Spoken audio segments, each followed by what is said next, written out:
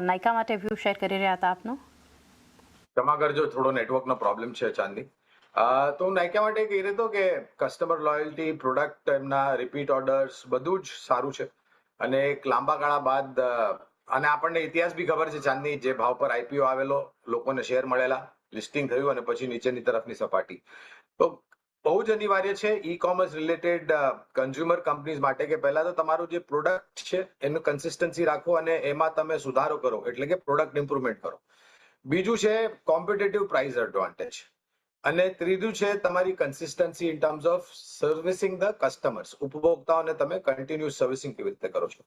As a disclosure, પાયાના મતે નાઇકા એટલે કે એફએનએસ ઈ કોમર્સ પર ખરીદારીની ભલામણ છે અને એક બહુ જ મુખ્યની વાત એ બી છે કે તમારા જે પરિણામ છે એમાં તમે જે છેલ્લા ત્રૈમાસિકના પરિણામ હતા એના કરતા સારું પ્રદર્શન કરો.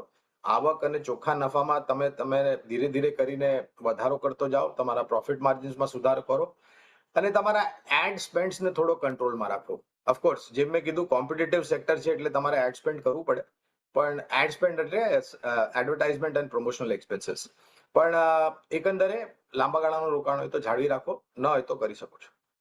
હોલ્ડ પણ કરી શકો છો, રોકાણ કરી પણ શકો છો. અહીંયાથી એક શરૂઆત નાયકા માટે આજે ખાસ સ્ટોક ફોકસમાં રાખીશું આપણે નંબર્સ બાદના એક રિએક્શનને કારણે. ત્યારબાદ